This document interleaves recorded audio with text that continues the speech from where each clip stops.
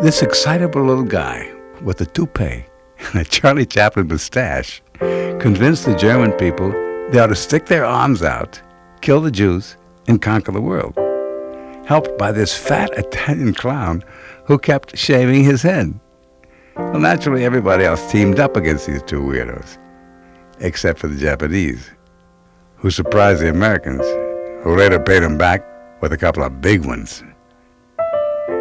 Worse than that were the Germans, who lost their Second World War in a row. Then the winners divided everything up. One side red, the other side anti-red, with a wall between them. And get this, each side started making bombs to throw at each other. Things got kind of tense, especially between this bearded guy on an island who must think he looks great in green, and this playboy who got shot in the head and was supposed to be making out with a famous blonde who committed suicide. Well, things calmed down, except for the usual mess. Palestine, Vietnam, Africa. When finally the Japanese and the Germans, the ones who lost the war, decided to buy the world back. Then the Russians found out they couldn't pay for their bombs and went broke.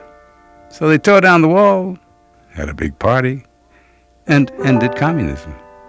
Except for the Chinese, who kept cranking out communists like a factory.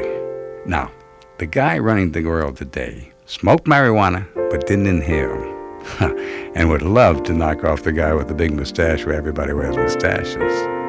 But his big problem is with these dogs who keep nibbling on his Oval Office. Well, basically, that's it.